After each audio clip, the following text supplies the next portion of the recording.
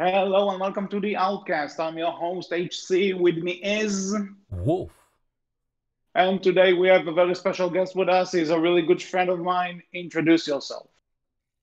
My name is Bladeblur, and I am your run-of-the-mill gamer that spends his time on both YouTube and Twitch doing stuff like play games online and what have you. So it's just who I am. Yeah, and the reason I have this good friend with me here is because today, at least at the time all this is about to go on, Sonic the Hedgehog is turning 30. Woo! So I said to myself, I need to do a Sonic podcast because I'm a big Sonic fan. He's my favorite character. And then I realized Wolf isn't a Sonic fan. Are you, Wolf? No, not a big one, no. Also, very good. They'll never know we had to redo this intro twice. Well, things happen. Time travel, boom. And so basically, what this podcast is gonna be is Bladeblur and I are gonna go over the main series Sonic games and gonna try and see if we can convince Wolf to give them a shot. And by main series, we mean main series. No storybook games, no racing games, none of the other stuff. Just the core. What counts as the main series. The platformers, essentially, yes. Yeah, the platformers and also not necessarily the handheld ones. Like we won't get into the Game Gear stuff or the advanced games. Not that they are bad by any means, but just to keep things moving along. Which, to be clear, I've already it, played some of the older ones. Yeah. But it's been a long, and also long to be, time. Yeah, and also because we're not really going to get into the side games, I just want to bring up that Blaze the Cat is awesome and should come back. They're done, got it out of the way. Let's do this. So, starting with the first game, Sonic the Hedgehog, 1991. Bladeblur, what is your history with Sonic the Hedgehog? The very first one, I think it was actually the second game I played in the series, because I actually first played Sonic 2, and then I got Sonic 1 as a birthday present. I don't know exactly how old I was. It's all kind of fuzzy, if I'm being honest, but I played it, and to this day I still kind of enjoyed, mostly for nostalgia reasons. I know a lot of people tend to nitpick at it because some of the gameplay aspects of it maybe aged a little bit, but I still think that, if you compare Sonic 1, like the original, to some of the more future installments, whether it's a handheld or a mainline, I still think it's one of the more consistently good games, despite some obvious pitfalls. I'd say Sonic 1 definitely has that first game syndrome, I guess, which people call it. That it's a perfectly fine game. It's a good game to play, but when you compare it to what came afterwards, you see the cracks. You see that it wasn't quite there yet. But with that said, though, I still think for a 30-year-old game, it's still fun. I still think it aged well, and it also helps that you can basically play it on your toaster by this point. You have a way to play it and access it, and I still think it's a really good game that you should give it a shot.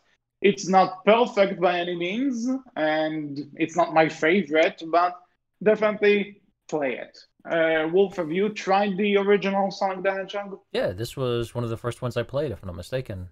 Not when it first came out. When it first came out, I was, less than a year old, but a few years after it, yeah, like I definitely, I think, this one was one of the first ones I played when it first came out on the Sega.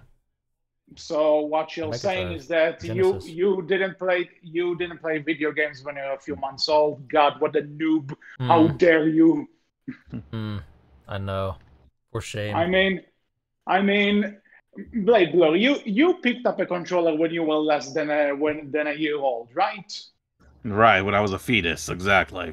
Yeah, there you go. You see, now that's a gamer. I can't keep up with you young kids. You're playing Dark Souls before you're even out of the womb and beating it. Not me. I'm too old. Oh my god! If someone actually say that, would be the most badass thing to put in a gamer. Like I beat Dark Souls when I was a fetus. I'm sure someone has. It's out there. Yeah, Certainly. someone probably used it, and if not, whoever listening to this, go right ahead, use it. It's on us. Don't do So that. so Sonic the Hedgehog 1, perfectly fine game, aged a bit, but still the classic, still worthy to be called a classic. So Mhm. moving on to Sonic the Hedgehog 2. A lot of people say this is the best one. I disagree. I mean, I think there's a place to say that it's the best one.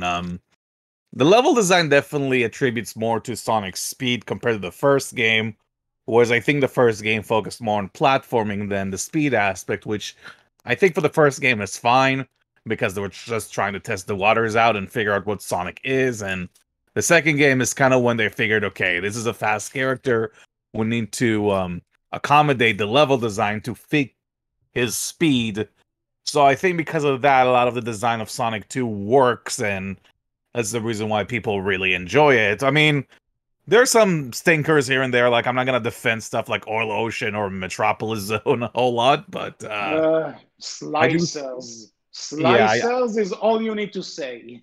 yeah, I'm not gonna even go to detail about that, but as a whole, I think Sonic 2 is, it's not my favorite personally, but I do think it's one of the best Sonic games out there. Oh yeah. For the record, just because I say I disagree with it being called the best doesn't mean I hate the game by any stretch. This is still a fantastic game that you should definitely play. And also it gave us Tails. So The worst character. how can how can no, don't say that I about love how Tails. you Tails said, is awesome. yeah, how could wait? Because of a sound delay. But yeah, anyway, Sonic 2, fantastic game. Wolf, I assume you played this one because usually when people play Sonic, this is the one that comes to mind. Yeah, I've played this one before. I don't think I played it completely through. I definitely remember enjoying it. It's been a long time since I picked up anything Sonic related, right?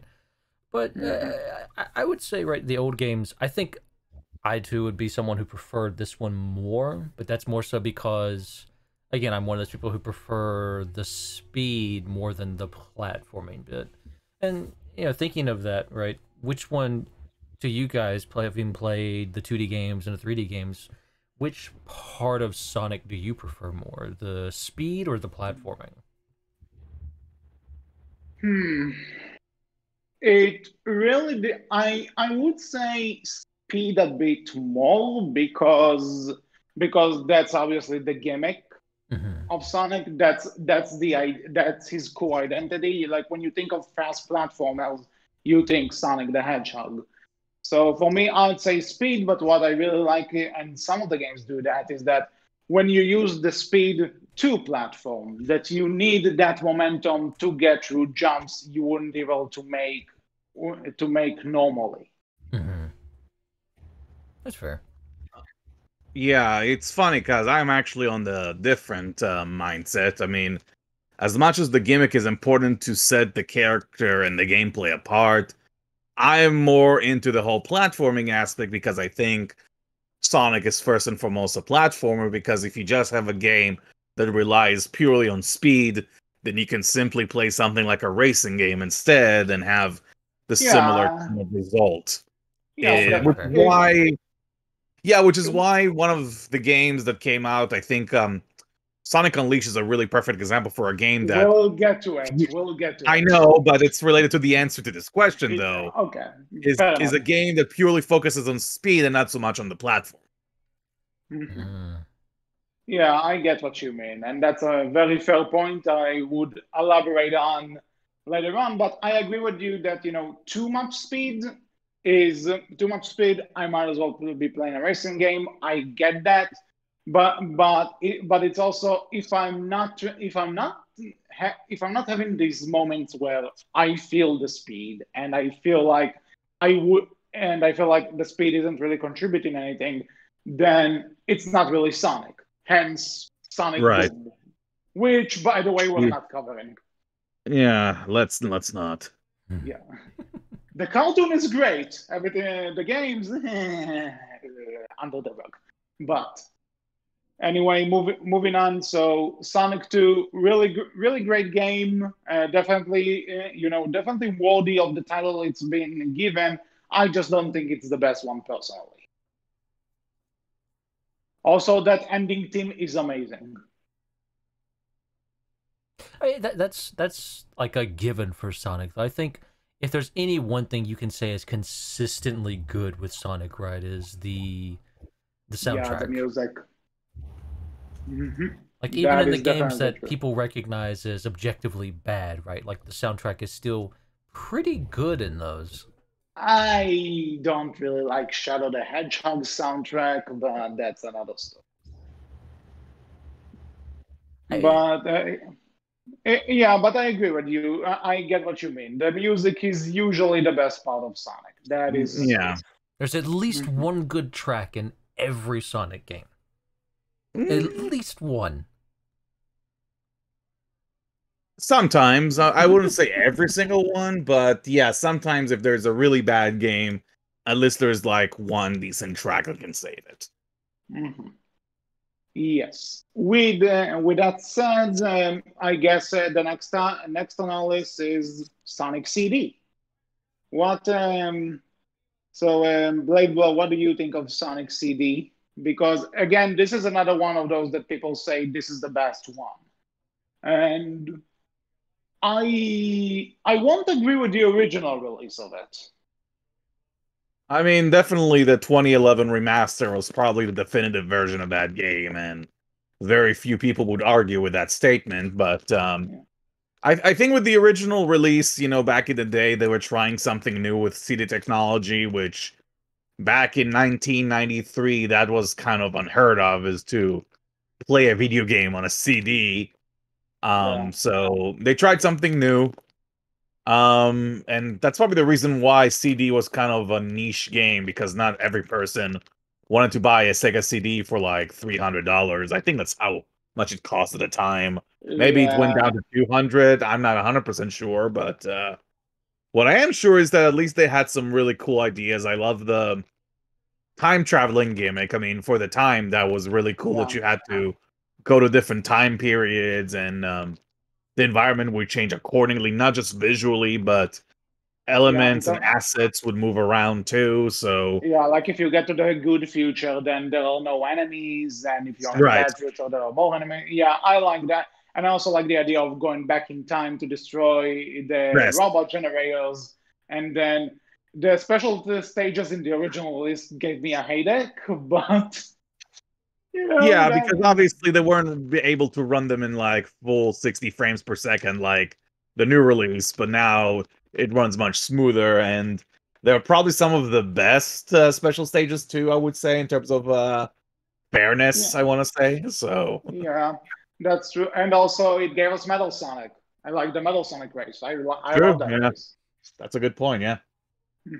So again, Sonic CD is one of those, if you have to, like Wolf, I'm assuming you didn't play Sonic CD because it was the niche one. This is where like Sonic CD and some of the next ones is where like I fell off playing Sonic somewhat and didn't get back into it until Sonic and Knuckles. Yeah, so we'll definitely get to that one. But Sonic CD, I would say if you have to give it a shot, play the remaster. There's like the Christian Whitehead version, which you can also play on your phone. So really, it's on anything you can ask for. And well, in terms of like the platforms of the time, I mean, I don't think you can actually download it right now on like PS4 or something like that. Yeah, that's true. But your phone, Steam, it has options. Yeah, Steam shouldn't be that expensive, as far as I know. Like, I don't think it was that expensive when it came out. Even it was like what, $5? Either 5 or 10. I'm not 100% sure, but yeah, something along those ranges. Yeah, and also to Sonic City's credit, it has nothing to do with the game itself, but I love the animated opening and ending cutscenes. They're great. Yeah, for the time, especially too. Yeah. Actually, let's settle this debate once and for all. American or Japanese soundtrack? The answer is Japanese. Yeah, probably. Yeah, I mean, I like the American soundtrack too, but Japanese. Yeah. Although, as much as people say that that the Japanese soundtrack is better, a lot of people do prefer Sonic Boom over Two Tooth Sonic Warrior. I'm actually on the Two Tooth Sonic Warrior side. Yeah, that's the same here for me. I mean, maybe Sonic Boom is kind of like more of a nostalgia thing that people are just attaching themselves to, which is fine. I totally get that too. Mhm. Well, so Sonic CD, definitely worth a shot. You're gonna play it, play the Christian Whitehead version. Shouldn't be too hard to track down. And this brings us to Sonic 3 and Knuckles. And yes, we know that originally those released as two games with lock-on technology, but let's be honest, it's one game. So let's just talk about it as the one game it is, and as it is, my favorite Sonic game, my favorite game of all time. Yeah, pretty much the same for me, actually. Yeah, Had the same. that's something I know. That's something I know. We both like this game, love it a lot. I think, Well, from what I you understand, right, said this is like one of the critical darlings of the Sonic fandom, right? I think again, this is the number one usually. I think it's like the one Sonic game that people can objectively not find many issues with. I think I can only yeah, think of one, but even that issue is not that major if you actually know what you're doing, which is yeah, the barrel in Carnival Night Zone. That's the only issue. yeah. That fucking barrel. Uh, Well, basically, it, the game doesn't teach you that you can use the up and down buttons throughout the whole thing, and then it yeah, throws an obstacle that you need to use the up and down, and because you're yeah. not I get it. conditionally using those buttons throughout your adventure, then you find yourself stuck, and the Mhm. timer goes out, and you just die and That's die and die. that's one. It's one of those things that it's bad when there's a Sonic short about it. Just saying.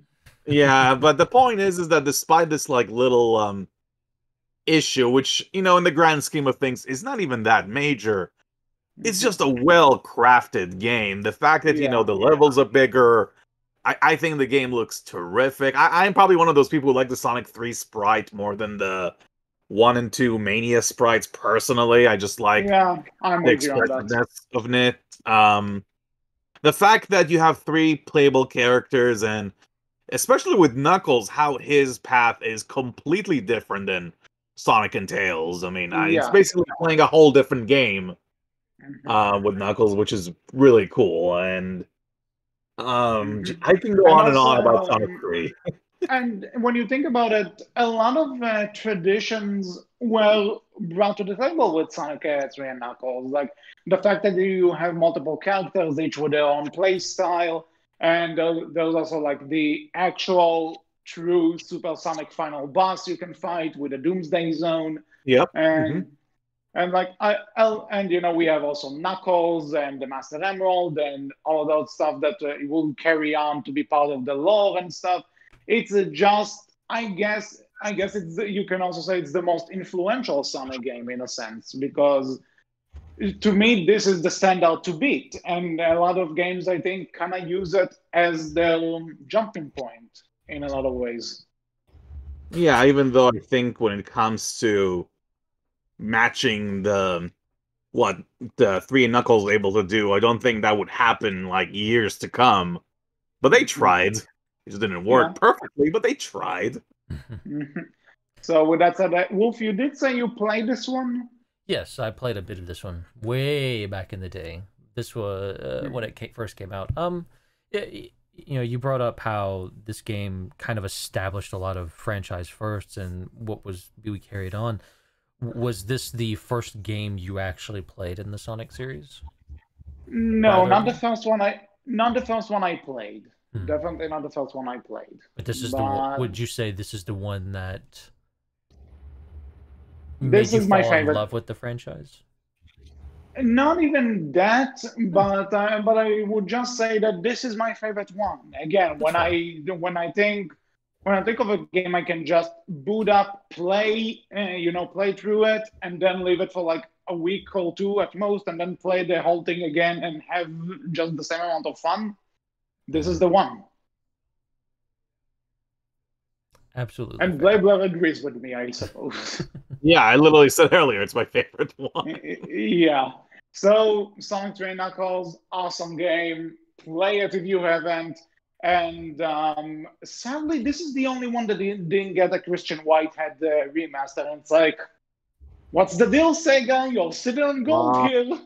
It's probably the music. I think that's probably the main issue right now. Actually, you know what? Let's just bring this up. Michael Jackson at some point was apparently involved in making the soundtrack for Sonic 3. And the reason apparently this game is really hard to re-release is because of the soundtrack issues with copyrights. Yeah, exactly. And if you bought the Sonic 3 and Knuckles collection on PC back in the day, you would notice some of the tracks, some of the levels have different soundtracks. And this is apparently the reason why.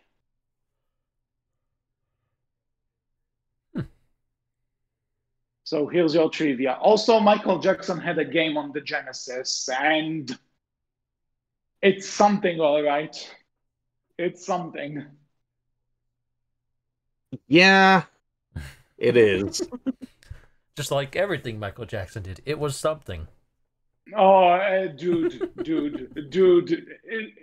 Go. You know what? I don't even want to talk about it. Go Google what you do in that game. Come back to me afterwards. Oh, yeah. I know what the game is. I've seen it. Okay then.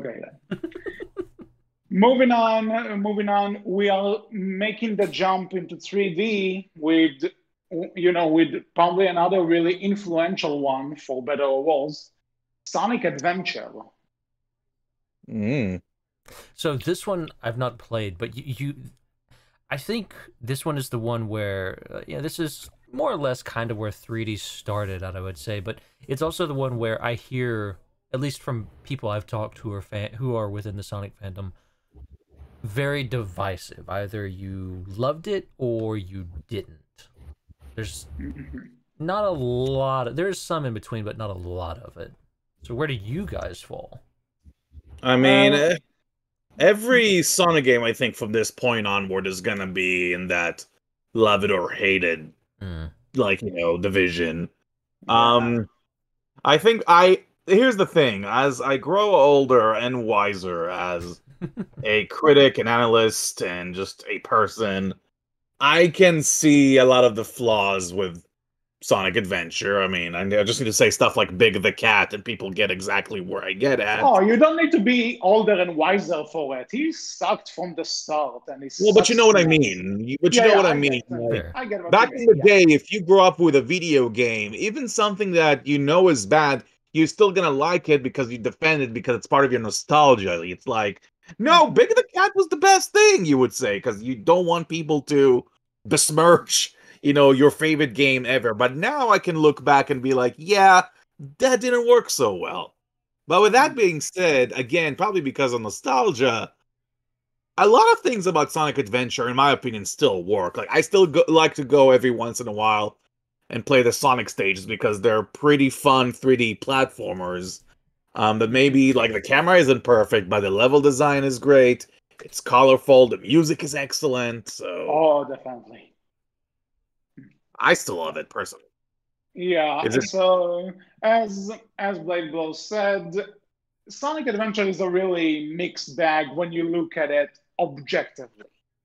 And what I mean, and yeah, I really enjoyed the Sonic stages. I even enjoyed the Tails stages, even Knuckles. I think as much as the treasure hunting is a bit weird, that all of a sudden you take this character and you just force them to look for stuff in like a collectathon kind of thing, but not really. He still controls fine. He still runs fast. He's still doing what I expect Knuckles to do, so I didn't mind that much.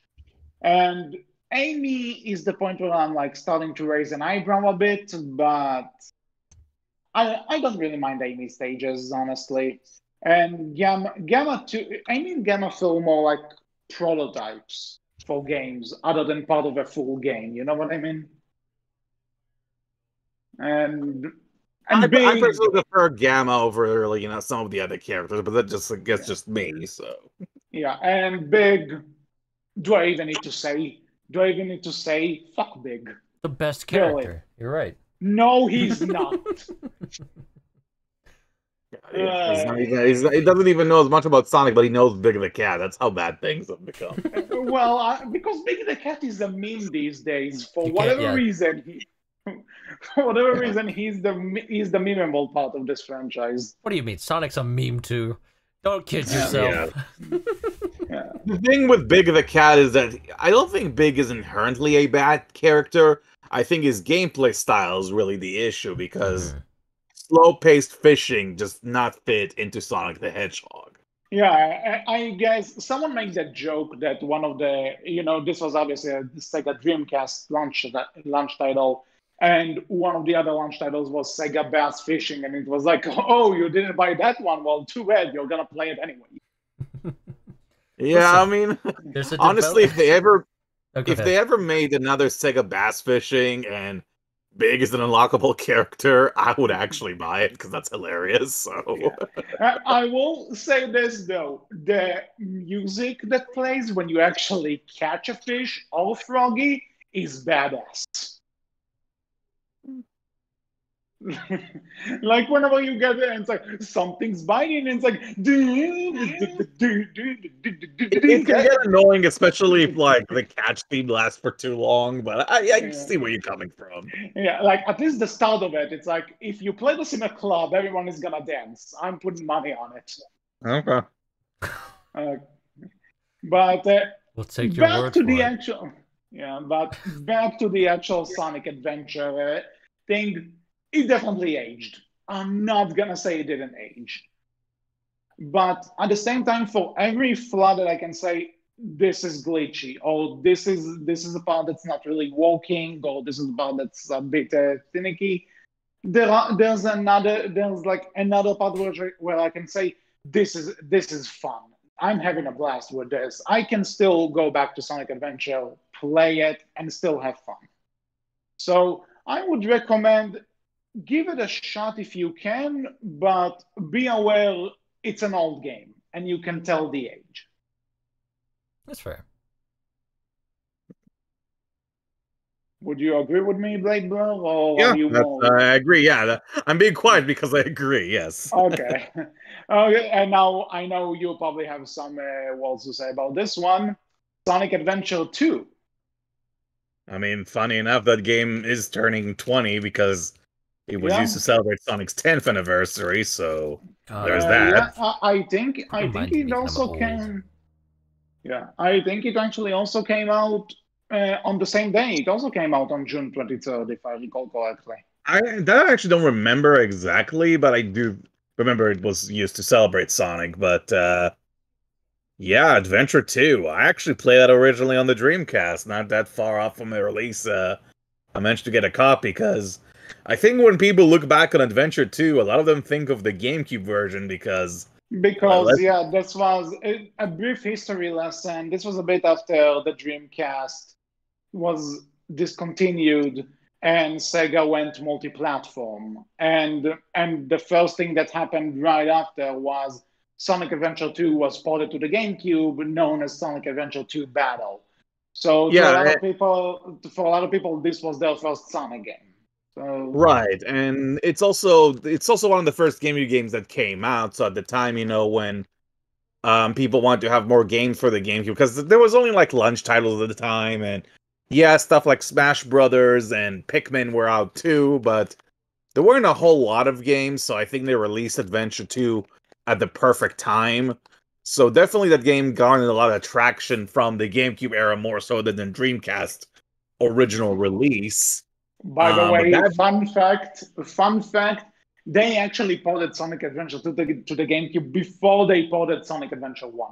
Right, yeah, which, it's funny when you think about it, but I guess it was easier for them because they didn't really have to change the assets all that much with Adventure 2. They just port the game. Whereas with Adventure 1, they had to update the character models and boost the frame rate up, to 60 frames per second. But again, I digress. Mhm. Adventure 2, well, let's talk about the most obvious thing. I like the idea of like the hero versus dark story. Like you get to play as the bad guys. That was the main hook, especially when you're gonna say, I get to play as Dr. Eggman or Robotnik or whatever you want to call him at this point. That Yeah. was kind of a big selling point at the time. Hmm.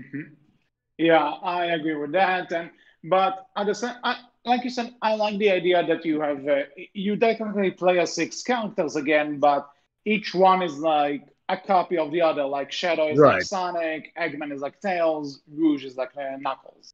So Exactly, yeah. I like that idea that you have like it's a variety of characters, but they act the same in a sense, so it doesn't feel disjointed. And I also I really don't mind the hub world in Adventure One, but it was a bit of a pace breaker. So it's fun. It's also great that you can just have a cutscene and move on to the next stage. Right, But a more linear approach, yeah. mhm. With that said, though, there are a few points where I feel like Adventure 2 aged worse than 1, personally. Fair, yeah. And I'm talking about the treasure hunting. That's probably my least favorite aspect of Adventure 2, personally. Just, Yeah, I mostly because I feel like it's for one, why did I cancel the radar? You know, why is the radar showing me one emerald and yeah, not well, the radar the is gimped. It's not exactly canceled. It's like, it's not as efficient as it used to be in Adventure 1, and Adventure 1's like treasure hunting stages were also a bit more condensed, so you didn't yeah, really feel as lost in them too. Whereas in Adventure 2, whereas in Adventure 1, Knuckles' levels were pretty much like a small portion of Sonic's stage. Here in yeah. Adventure 2, they made an entirely new stage just for Knuckles, so it's bigger. So because of that, you want to have a more functional radar, but because you don't have that, it becomes more frustrating as a result. Yeah. Actually, as we're talking about this, as the years went on, there's kind of been this debate of is Adventure 1 better than 2? Is Adventure 2 better than 1? Wolf, as a newbie that's kind of just hearing from people, what is the general stance you heard about the medal? Which one did you hear people like more? Ooh, so I think I've heard more people say they like two more than one, but that's gonna very that's probably going to change very much depending on who you talk to and where, right, and when too. But I Yeah. think for the most part, I've heard more people say they like two more than one. I know for myself personally, I've not played Adventure 1 or 2, but I've seen quite a bit of them.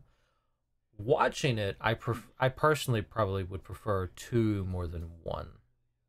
At least Mhm. a majority of Like two. two interests you more, Mhm. is what you're saying. Yeah. Okay, that's fair. Bladeblur, would you say that Adventure 2 aged better than 1 in your eyes? I probably personally would go. I think I like one better because I think overall the physics in terms of platforming worked better for me in one. And I'm not even just talking about Sonic, even with Gamma compared to Tails and Mhm. Eggman, I prefer those stages more personally. Yeah, So, this is what's interesting for me because when people ask me where I am on the entire debate, I say for every point I can give Adventure 1 over 2, I can give another point to Adventure 2 over 1. Like you said, the gamma levels in comparison to Eggman and Tails. I like Tails and Eggman's basic, levels in terms of design a bit more and in terms of how yes, the mechanic itself works. yes, I can But agree with that. Yeah. but at the same time, like you said, Gamma's jump feels better to handle. And it's like if it was the level design of Sonic Adventure 2, but Adventure 1's jump, it would have been Like the perfect. controls and the physics of one, exactly. Yeah, man, if only. If only. I mean, at the end of the day, I mean, I think that when it comes to the Sonic levels, there are some improvements that 2 had that I enjoyed. They made the light dash a lot faster to perform, which I appreciate, and grinding, I think, was a really cool mechanic they introduced. So, There's some really good things in 2. I'm not gonna just say that 2 is bad. It's just that it aged more, in my opinion. But I still think it's nice to go back to every once in a while.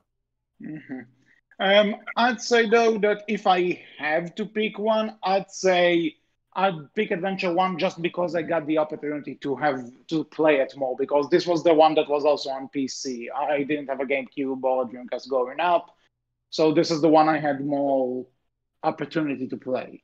I mhm.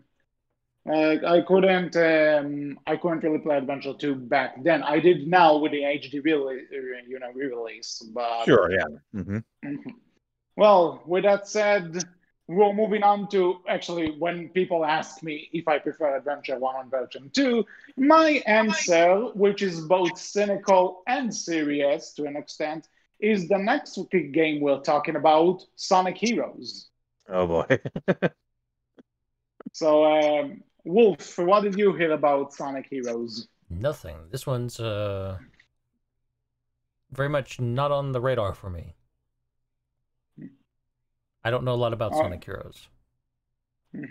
Well, one thing that everyone probably knows is that this was the first multi-platform, the first multi-platform Sonic game. This was the first one on multi-platform HC. They're all multi-platform HC. Yeah. Joke. Well, I mean, it's the very first time, It's funny too, because so far on the GameCube era, all the exclusive Sonic games were basically ports of previous releases. So they're finally making a new Sonic game for the GameCube, and as a GameCube fan, you're like, yes, a new Sonic game only for GameCube. That's gonna be sick. And then it becomes multi-platform. And yeah, so to me, this was the game that kind of got me back into Sonic. So, so whatever I say, nostalgia plays a big role in why I love this one so much. Because personally, I grew up, I got to know Sonic from Adventures of Sonic the Hedgehog, one of the first cartoons that, from the 90s. Wasn't that an introduction, let me tell you, but 4-year-olds me didn't mind. And also no, Bladeblur, Sonic's Hebrew voice in that show wasn't good. I'm sorry, I had to make that joke. I'm sorry. Sorry, what'd you say? I said that I'm sorry to tell you, but Sonic's voice in the Hebrew dub for it wasn't that good. Well, to each their own, but yeah, I know. I'm just joking. He's a good guy. I'm not. But anyway, I mean, let's put it this way: I've heard much worse later on. So. Oh yeah, we'll get to that. Oh boy. Yeah, let's not beat that horse anymore. But go on. Anyway, so Sonic Heroes was like the first main Sonic game I played, seriously, because before that I may have played Sonic R in a friend's house or Sonic 3D Blast through a PC port. So Heroes was my first one really getting back into knowing Sonic and getting into the franchise again. So I know that a lot of the reasons why I still love it so much is nostalgia.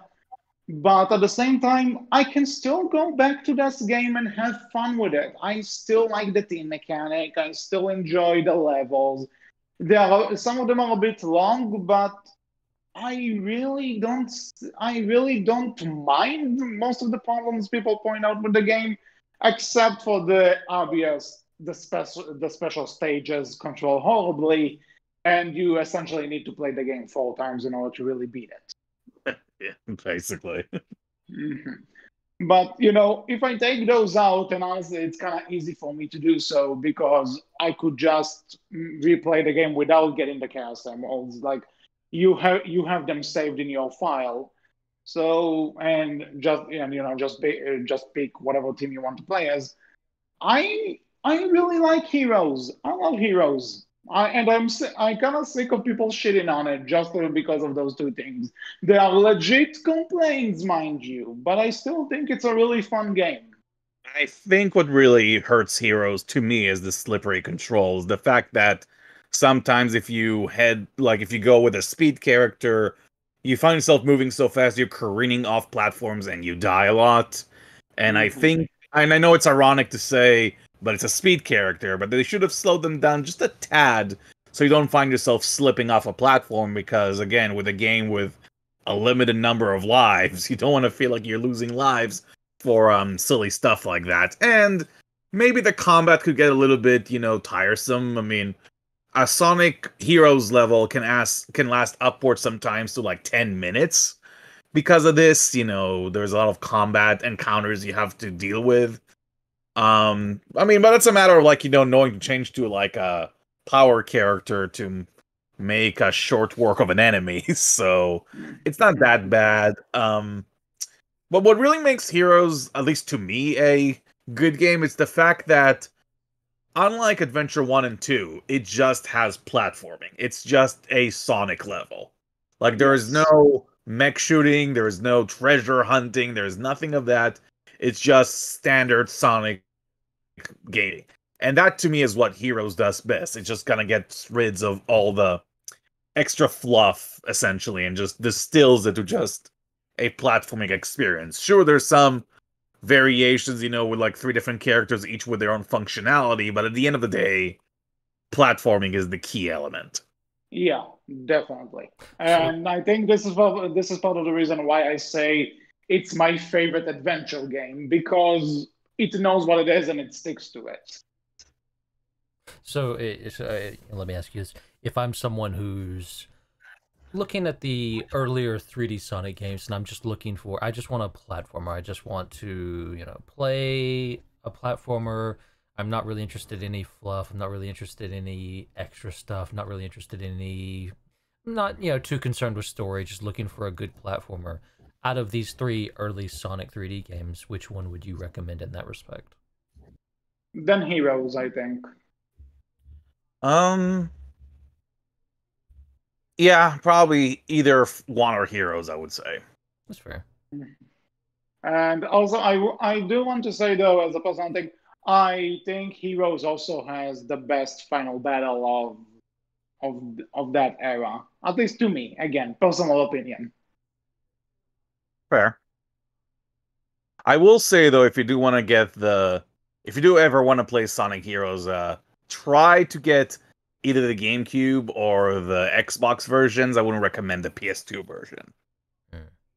Okay. Just if you don't want like super long load times or half the frame rate. On that note, can we please get a Sonic Heroes re-release, Sega? Like, that would be fun. Okay, but heart wishes aside, we gotta get a re-release of the next game we're covering first, HC. If we get a re-release of that, I'm buying a copy just so that I could burn it again, because it's Shadow the Hedgehog. The best You can spell game. You can spell Hedgehog without edge. I was wondering how we're gonna approach that joke. Thank you for saving me the trouble. Yeah, well.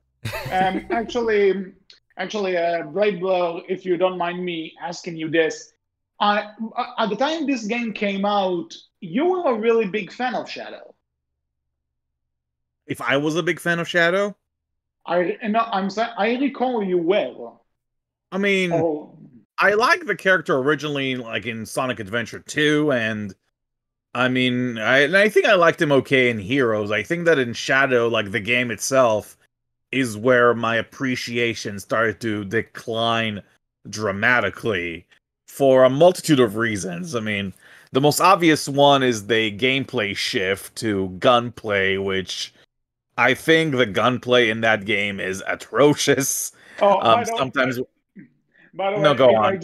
I just want to say that to me, when this was announced and the guns actually made people raise an eyebrow, that like what are guns doing in the Sonic game?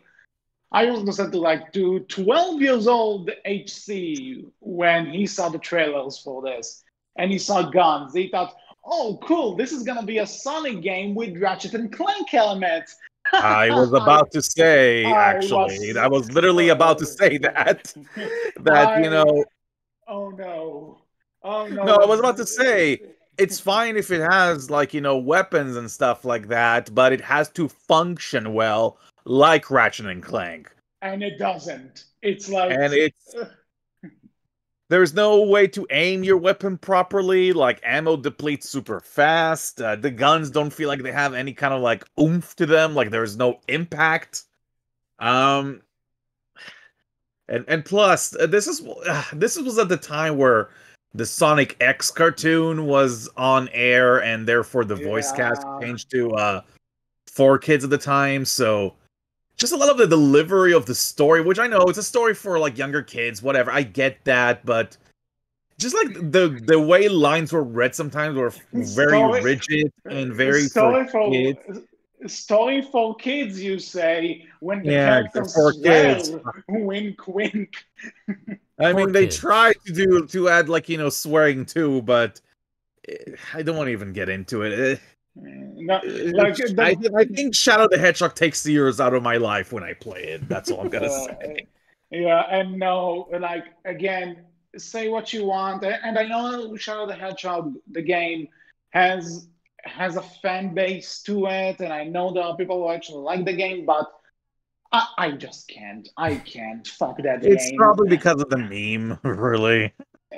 Maybe no. There are legit people who actually legit say they like it, and I'm talking to them. It's like I can't like a game that forces me to play it 10 times and repeat missions. And it's like, and people actually tries to swear to me that you can just pick a mission from the stage select, do another mission, and then carry on that story path. No, I tried it. You need to replay the game from the start 10 times. Which, by the way, the game has a morality system, and if you think it, and the game markets that fact, right? In the advertisement, they say hero or villain. You decide. Well, I mean, that's probably one of the things that work best for Shadow. I like the idea there is some kind of a branching path, so it depends on what missions you do, you get to experience different levels. I'll say that's probably one of the things that it does. Like, it's a cool idea. It's a cool premise. It just doesn't really. It's a cool idea, but they kind of shoot it in the ass when you need to unlock all the endings in order to get a canon ending. So yeah, exactly. So yeah, that really doesn't matter at the end of the day. I just need to get the final ending. Nothing I get other than that is gonna matter at the end. Ain't nobody got time for that. This one's interesting for me because I'm old enough to remember when they first came out with this game. I remember the advertisements they showed for it over here, and I remember being younger me. I know that's very odd, younger me. I'm so old, but I remember seeing the ads and just thinking, what in the world happened to Sonic? When did this become a thing? Because I never knew Shadow was a thing until this game, until the ads. Yeah, wasn't that a mood shift? But I remember, like, they advertised it very much as a Ratchet and Clank style game, and I remember it was not. No, it's not even.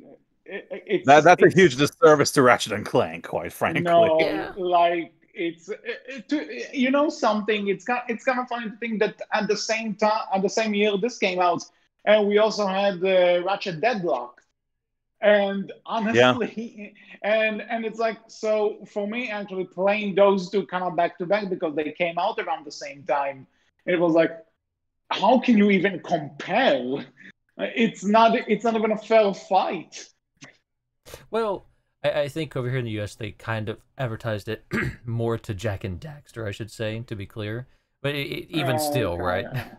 Even still, right? Still, yeah, even still. Basically, Shadow the Hedgehog, I can't defend this game at all. Even the soundtrack, I don't like. I like the "I Am All of Me" song and the "Never Turn Back" song. Everything else, bad. They were definitely going for more like a grungy kind of like sound compared to the more clean soundtrack of Sonic the Hedgehog. Yeah. And that's exactly one of the problems I have with it. They're trying to go for like this, like dark and like and like cool thing, and it's like, You're playing a talking hedgehog that runs super fast. What is there to take seriously about this?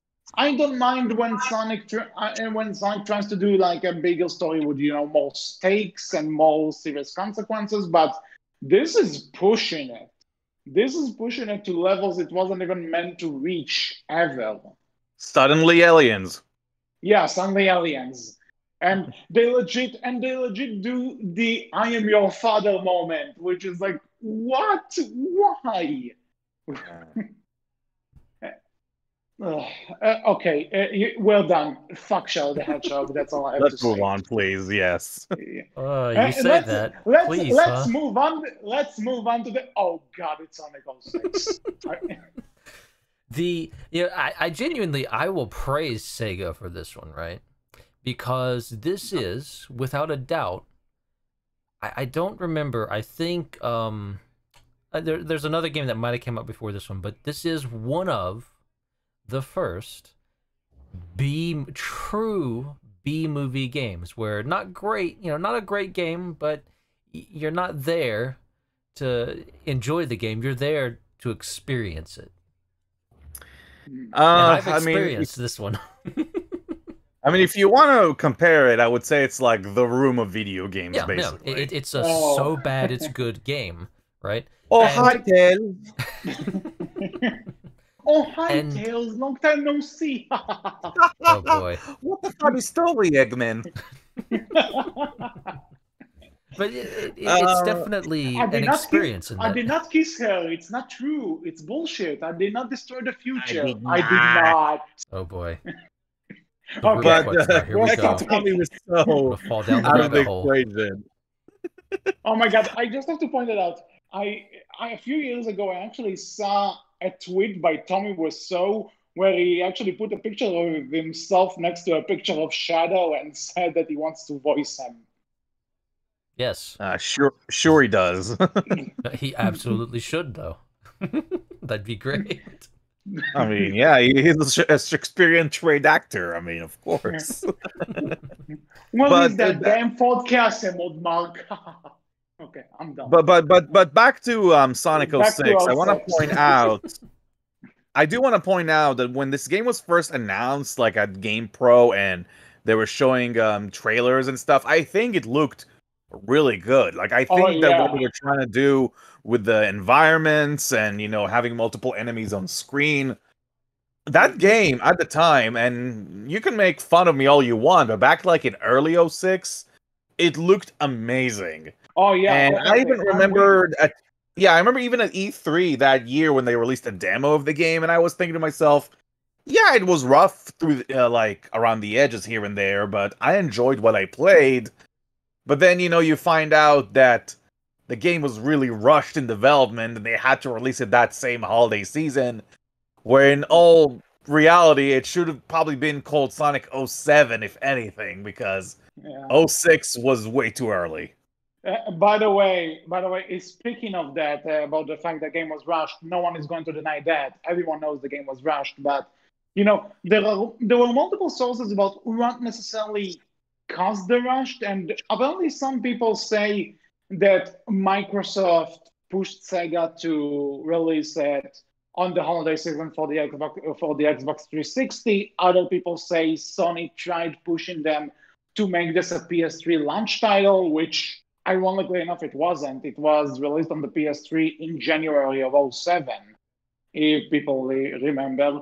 But the one that cracked me up the most is that people tried defending the game by saying Sega planned to make it a 16th anniversary game instead of 15, and the fans bullied them into making it a 15-year game. And it's like, are you for real?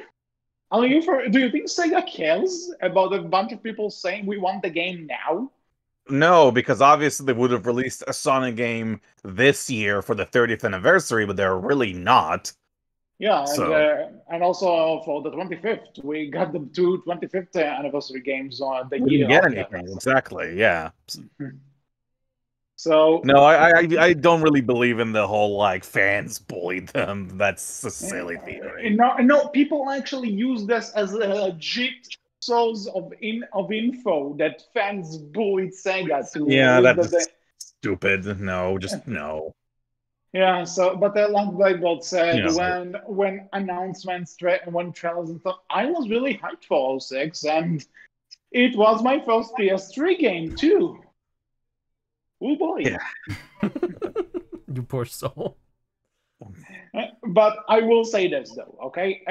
When people say it's the room of video games and stuff, as much as the game is flawed and awful and legit and like bad from any way you look at it, I'm having a blast playing it. At least the Sonic stages. I would call the Sonic stages a guilty pleasure. But that's as far as I'm going to go. It's a guilty pleasure. I can see that. I mean, with that said, it's not a good game at all. And if we can actually make an entire podcast about that game in itself, and we'll fill up an hour. It's but at the same time, go ahead, Wolf. Having played some of this one myself, this is one from my personal experience I recommend people play, not because it's good, but because you need to experience it. You need to experience it. I think it's worth experiencing because, again, as I said, the room of video games, right? That is kind of an achievement in and of itself, really. In the fact that, you were able to make a video game that is so bad it's good that even though it's can be miserable to play through at times, it's still fun to play through somehow. So it's definitely, I personally would say, a game that is at the very least worth watching. And I will admit, as a guilty pleasure myself, I love watching people play through this game for their first time. I think it is lovely to watch people.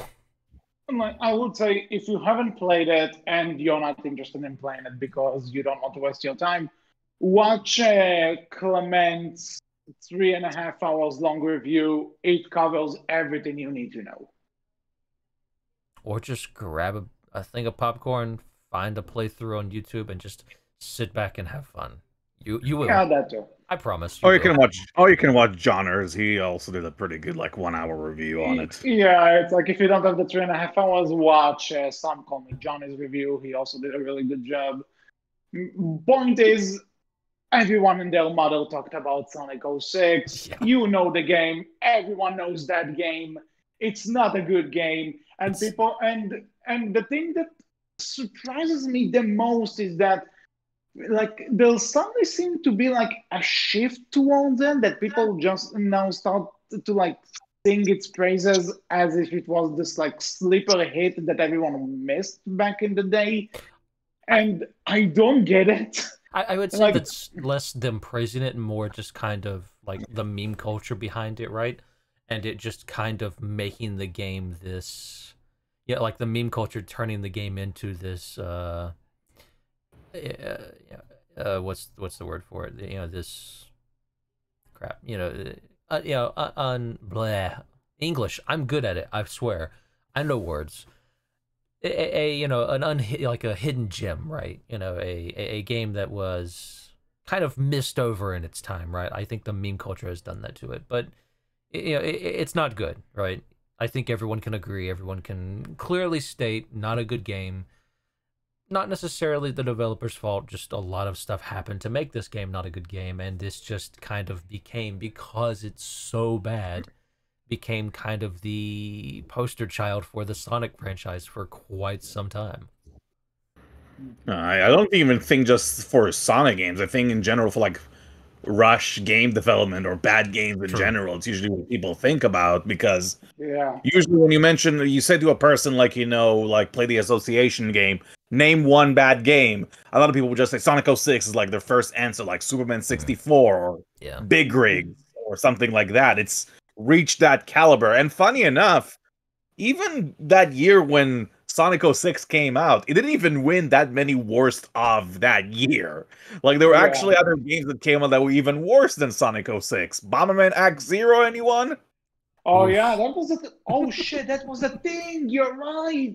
That was a thing. Oh my god. It's like Hudson, we were like looking at Sega. It's like, oh, we can make a worse game, and they did. Hold my beer. Mhm. It's I like, yeah, actually wait. Wasn't the Superman Returns game in '06 as well? yeah, because the movie was in '06. Yeah. Mhm. Oh my god! I remember just reading a review about it. It's like if this is what happens when Superman returns, I can live with him disappearing for another decade. So that's a thing. Yeah, '06. I remember that year in particular for having a lot of clunkers when it comes to games. It was also a transition year to next gen, so I think that's the reason why a lot of developers didn't know how to handle the new Yeah, Tech, probably. yeah. the new hardware and everything. But growing pains. What can you do? Mhm. Don't worry, though. The next PS3 game I got afterwards was infinitely better. It was Harry Potter and the Order of the Phoenix. Ugh. The PS3 and I didn't have a great start, but became better. I promise you. You I love the promise. PS3. Promise. It was actually I actually enjoyed it, guys. I promise. It wasn't all terrible. Uh-huh. No, the game I Uh-huh. got afterwards, the game afterwards was Ratchet and Clank Tools of Destruction. So yeah, Yeah, Another and yeah, bad then one, that's man. I feel yeah. sorry for you. and then Uncharted. So yeah, everything's good. Another bad one, man. Eh, I feel sorry for you. I'm sorry. Did you just call Uncharted bad? Yeah, I did. I went there. That's right. Come at me, Uncharted Well, I fans. mean, he also said that Ratchet is bad, so Come at me, Ratchet fans. Did we already establish Wolf is wrong a lot of the time? Because it's the whole hipster thing. It's like saying that something is bad, just Yeah. cool. Yeah, yeah, that's me yeah. and that's me to a T. I am an old man and I take old memes and bring them back again. Right now the old Well, meme that I'm doing is, everything is bad because I'm cool and so I say it's bad. everything is So bad. I'm with also that just said, jealous because I can't play the new Ratchet and Clank game and I really want to. it's a fantastic game, I and know. anyway, back to Sonic the Hedgehog. Here's the one that we were kind of teasing. We probably disagree upon. Sonic Unleashed. Just skipping over poor Sonic in the secret ring like that. Like I said, we are doing the main series. Secret fair. Rings is technically a spin-off. Okay. So, Yeah. I did not know that. Interesting. mhm. Sonic Unleashed. So, This is another one I've heard. Like I've heard a lot of back and forth on personally, where people love it, where they hate it. So This before is we get to general opinions, what I remember when the game came out is that reviews hated it. Like it got awful reviews. But it was also while it got awful reviews, it was also like the one fans because the fan base embraced it. The fans really liked it, myself included. And it was this really interesting point in time where again you saw this kind of hatred coming from the reviewers, but the core audience of the game actually really liked it, and to this day there are actually quite a few people who would say Unleashed is their favorite. I wouldn't go that far. Unleashed has a lot of problems, but at the same time, I I still like Unleashed. Problems at all. Now Bladeblur is going to disagree with me. Should I really open the floodgates now? Should I really just go in and We just? might as well. We have I mean, other because I don't want to games. be coming off like the hipster here that I'm just gonna hate something for the sake of hating it. But No. Let's just say. I know that you don't like it for legit reasons, and you actually played through the game, unlike certain reviewers.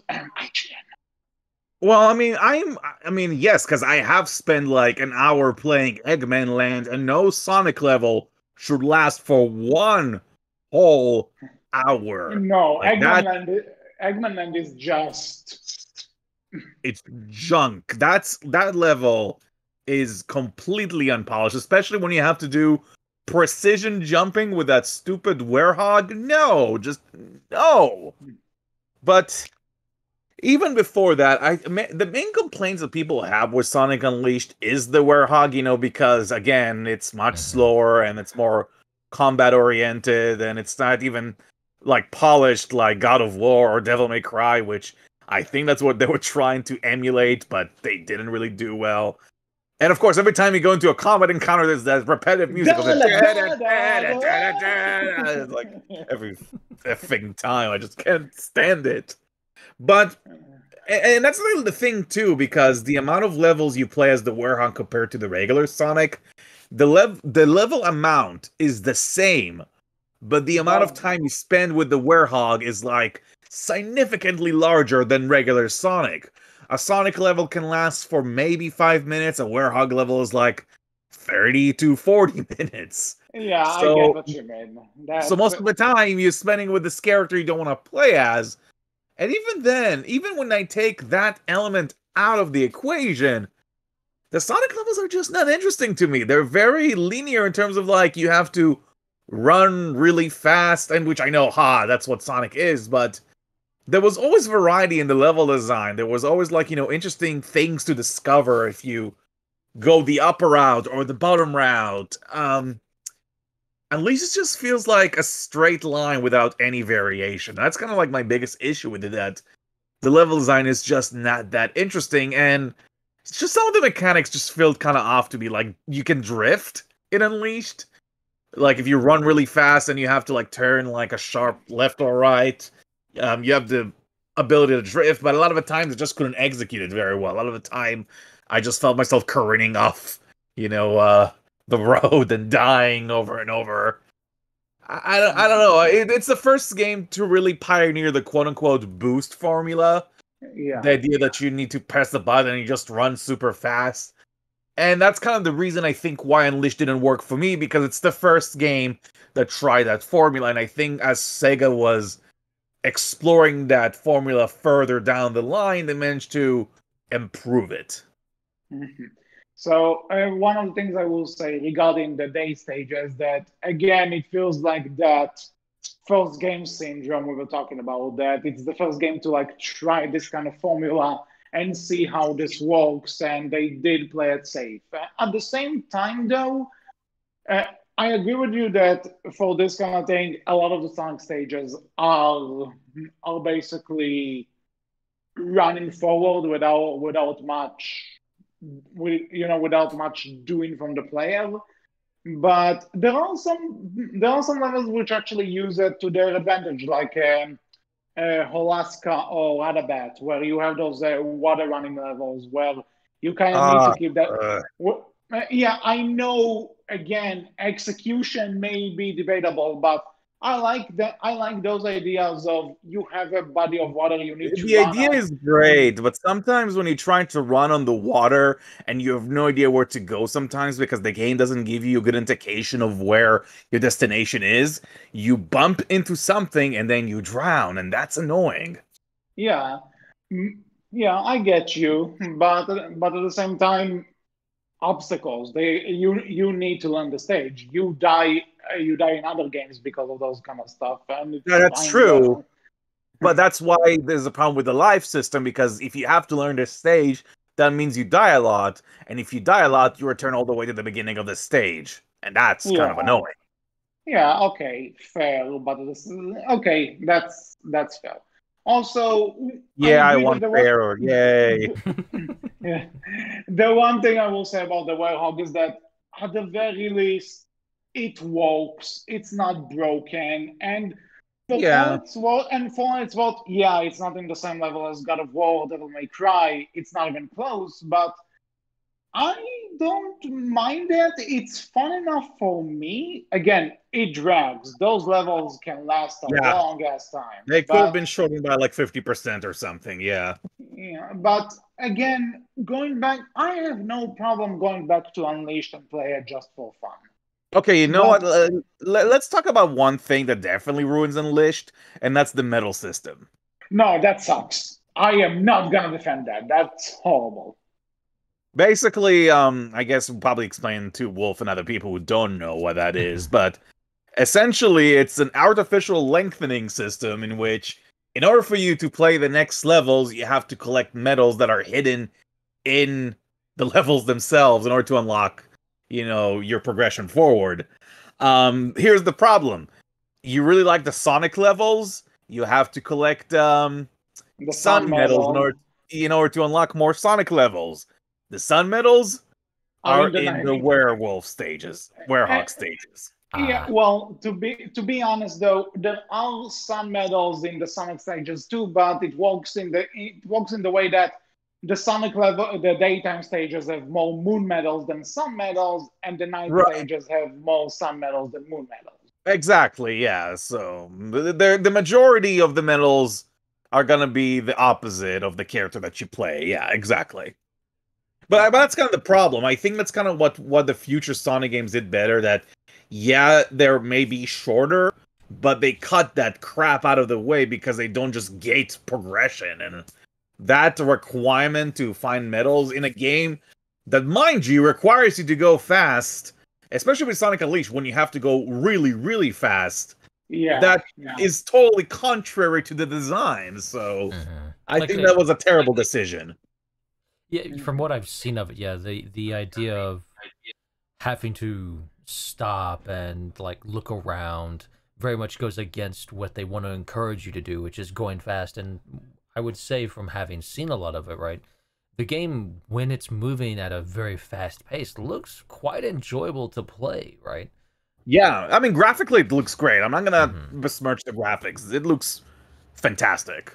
Even for the time, and even for now, Yeah. you can go back to it and really appreciate the sense of speed. Mhm. Yeah. But With even with the that said, Werehog stages, I mean, I remember yeah, in the Werehog stages, they're more open, like, more traditional platform design wise, so it's not as fast. But I found myself really struggling to find medals because they like to put them in the most, like, unreachable or, like, very desolate areas of the map, like behind grass that you cannot even see. It's like, yeah. dang. Mhm. They really Well, want you to struggle to find those things. And it's not like, the red rings in future Sonic games that are optional for completion. mhm. Those are mandatory to find. I mean, you don't have to find all the medals, but you do have to find some of them. No, no, no. You have to find like at least half of them, and 200 of each. So Yeesh. Even half of them is a chore, is what I'm saying. yeah, yeah. No, I'm Yeah. not defending it. I'm just saying it's even if you know not all of them are mandatory, it's still okay. Yeah, I think the majority of the people who say that that's their favorite Sonic games honestly are the younger fans who grew up with Sonic Unleashed because of their nostalgia. That's Yeah, why for with someone like myself, who at that point was more like an adult, I would say, I was actually agreeing more with the critics because I could see what they saw in the game that required a lot of work. And a uh, lot of the kids back in the day didn't care because it's like, hey, look, it's the cool first cutscene where Sonic becomes Super Sonic and he destroys Eggman's battleships. That's so cool. Oh my god, and he's a yeah, yeah. werehog. Yeah. I So will say though, say what you want about the game. That opening cutscene is amazing and it's a work of art. yeah, that's a way to hook a player in. It's just the moment that Sonic transformation happens, I'm like, nope, eject, I'm out. I'm done. Nope. But I will say though, again, I would say I'm somewhere between. I can see the problems that you mentioned, that the critics mentioned. I can see the problems, but I also see what people appreciate about that game, and I can't say I hate it. I can't say I love it, but I would put myself in the I like it. I like it plenty I mean, category. even when I say I don't like the game, it's like I don't even even hate it, as in says like, I despise it. It's more Mhm. like, eh, at this point, I just don't want to touch it. I mean, I have so Yeah. many games in my collection. It's just not a game I want to go back to anytime soon. So that's just it. Mhm. Yeah, but I will say one thing. I think in terms of the story, this is my favorite. This is my favorite Sonic story because I think it really hit that balance between lighthearted and serious. Like this is the perfect tone for Sonic, in my opinion. Interesting. Fair. Okay, moving on to what people consider either the biggest come back.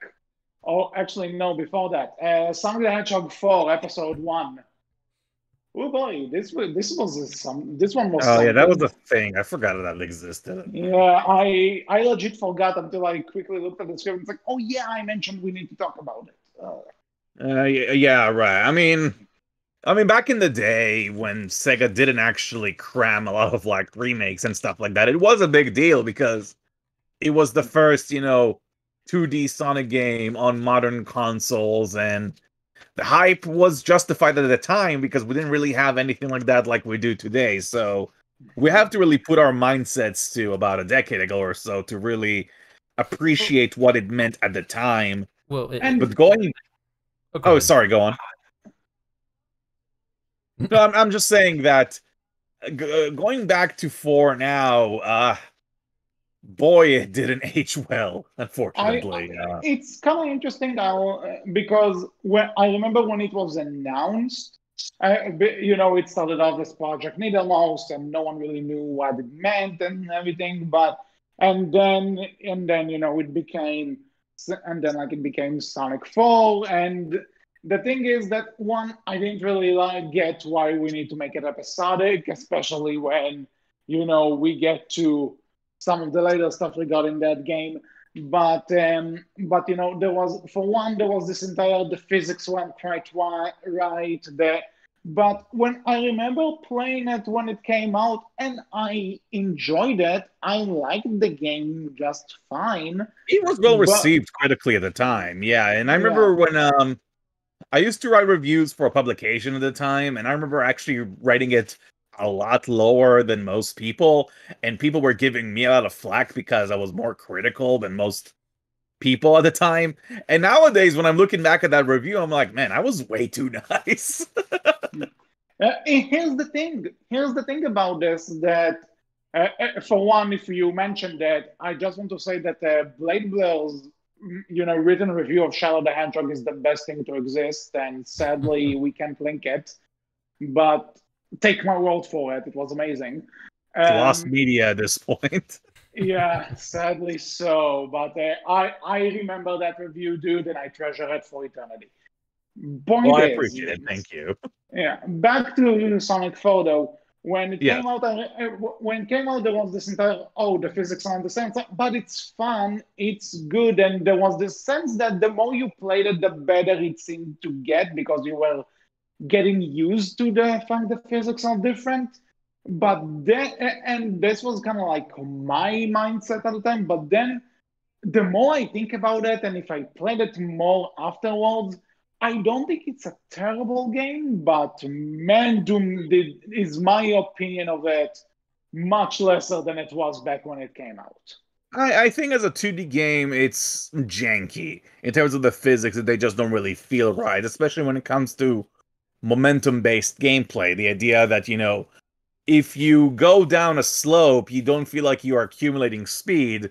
So when you see Sonic, running down a slope, and then he like stops at the very end of the slope instead of going forward, something feels rather off. And you can tell it also Sega was kind of pandering to the classic games. A lot of the levels in Sonic 4, I mean, specifically episode 1. I mean, we could talk about both of them right now. Might as well get it out of the way. So you know what? If we're going to do both episodes, I will say if episode 2 was the first episode, maybe because you know what? As much as I don't think it's a fantastic game or whatever, but I legit enjoyed episode 2. The thing is that I think episode 1 hurt it because episode 1 was so mediocre. It kind of carried over to episode 2 as well. If episode 2 was how the first episode was, and then another episode 2 built on it, I think we would have a better game here. And I agree. I don't like the Tails gimmick, but I do think 2 was overall better designed. And then also, there's this entire thing that they were like, because you made it episodic, and then the game is just 2 episodes because for whatever reason plans for an episode 3 were canceled for whatever reason. It didn't sell well as they hoped. That was the main reason. Yeah, and it's like, so what was the point even? What was even the point of making it an episodic? I thought to myself that if they made like overall 4 episodes for Sonic 4, then they would release the game as like a $60 retail release. That's what I thought what was going to happen, but it never became physical. So I mean, it was a time where everything was episodic. It was like the start of like the Telltale games, like The Walking Dead and stuff like that was episodic. It was kind of a Yeah, trend. but you need to figure out. You need to understand. Telltale games are like you get episode 1, episode 2 comes out like a month Oh, after. I'm not gonna argue with that. And I agree with the Telltale format works much better as an episodic, because it's like an interactive TV show as opposed to a video game. So Yeah. So now that we talked about it, Wolf, sorry for Hi, keeping you. I'm still here. Yeah, so I do want to ask you because there was a bit of a talk about Sonic 4 in general when both episodes came out. What have you heard of it Well, as a newbie? I want to point out. Well, I actually know a bit more about this game because this is where I saw something that kind of started here, but I think became more a little bit later, where you kind of saw this conversation come up within the Sonic fandom of that I was seeing, 2D versus 3D, and this kind of started that conversation of which one is better and which one should Sega just stick with, and at this time also, you have to remember you had Sonic and the Black Knight, Sonic Unleashed, Sonic and the Hedgehog, Sonic 06 and Shadow, right? A very, a lot of 3D games that were, depending on who you talk to, either very bad, very good, or somewhere in between, right? And the people who were very good were a lot younger, and the people who were very bad were generally tended to be older fans, right? So, it started this interesting conversation of, even if the game itself wasn't that memorable, or, Sonic Hedgehog 4, right? Even if episodes 1 and 2 weren't that memorable and they don't stick out that much, and even if they weren't that good, they did start that kind of conversation, and that's kind of a conversation that I think has continued to plague the fandom to some degree, even now. In a sense, yeah, I get what you mean. Well, it's worth asking, where do you two stand? Which, everyone's got to have their opinion. I'll tell you what. At this point, I just say I don't know because each That's fair. one can. It depends on the team. It depends on the idea. It depends on a lot of things. And Well, like we said, you can say two. You can say 2D. 2D games are the 2D games are better. But then you have Sonic 4, so it's obviously the 2D games are obviously not perfect. I can also bring up the Game Gear games. Not all of them are great too. well, But it depends. Well, I am noticing something kind of going through the series with you guys right now, right? And having done a bit of research before this, I did tend to notice something. The 2D games tend to be, in their own essence, a bit more focused in what they're going for, right? They don't throw in a lot of new stuff on the older 2D games, at least. There wasn't a ton of new stuff that was thrown in. Sonic was platforming, it's platforming, maybe speed, but mostly platforming. The 3D games, you see a bit of a shift in what they do, and you tend to see them experiment more. You tend to see them like, oh, this is popular, let's pull that in and do a Sonic thing with it. And you kind of start to see the 3D games, at least up to a certain point, as not really having a defined identity of, this is what's going to be in a Sonic game, guaranteed. Yeah, that's You see a lot of definitely a experimenting. problem. Yeah, so Bladeblur, what is your view on this? Because I can agree. Yeah, I can agree too. I think that Sega didn't really know exactly what to do with the 3D era, so they just kind of like threw a bunch of things on the dartboard and saw what stick. And yeah, that's pretty much like the whole 3D history of Sonic is just saying what stuck and what did not. Yeah, think but so in terms of why the 2D seems to work, also you need to keep in mind a 2D game is, conceptually, a 2D game is easier to plan Mhm. and make than a 3D one. I think the expectations these days for a 2D game are a bit different than the ones of a 3D game.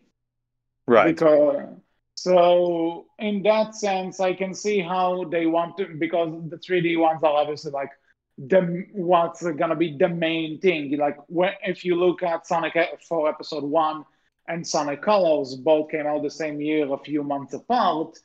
Then one is a downloadable game, and the one was a retail game that you need to go into the store and buy. Today, there's not much of a difference because you can do both with any kind of game. But the point is, what would you put more effort into evolving and making more mainstream? The downloadable game that's gonna cost $15, or the retail game that's gonna cost $50? Fair. Very fair. Yep. I can agree, yep. But in terms of which one, if Sonic is better in 2D or 3D, like honestly, the answer at this point in time is all over the place, because there are great 2D games, there are bad 2D games, there are great 3D games, there are bad 3D games. So I don't know. Just give me a good game. That's all I want. Very fair. At the end of the day, that's the most important part, exactly. Mm-hmm. With that said, so we talked about Sonic 4 and how underwhelming that was. So Sonic Colors, a game that at the time it came out, it was kind of like everyone were like, yeah, Sonic is back. So like they got it. We finally have one that works, and now everyone hates it. Really? Really? People are fickle that way. True. This is the point where I kind of go back to the Sonic fan base is just a bunch of very minor, like very loud minorities, because when the Adventure era was the thing, when the Shadow the Hedgehog and 06, people were like, we want to go back to the lighthearted stuff. We want to go back to the simple times where it was just Sonic, maybe throwing tails and knuckles, but keep it focused, keep it, and don't go super dark. It's a blue hedgehog. And then Colors comes out, answers those questions, and now all the people who actually legit like Shadow the Hedgehog and 06 and all that stuff are like, oh man, and like this sucks. We want the stakes back. We want the adventure stuff back. And it's like it's a mess. You can never satisfy Sonic fans. That's the problem, really.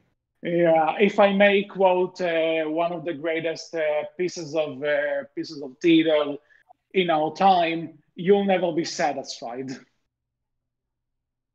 And Sonic Colors, at the end of the day, it's fine. It's a decent little game. It's perfectly functional. Like, it's good.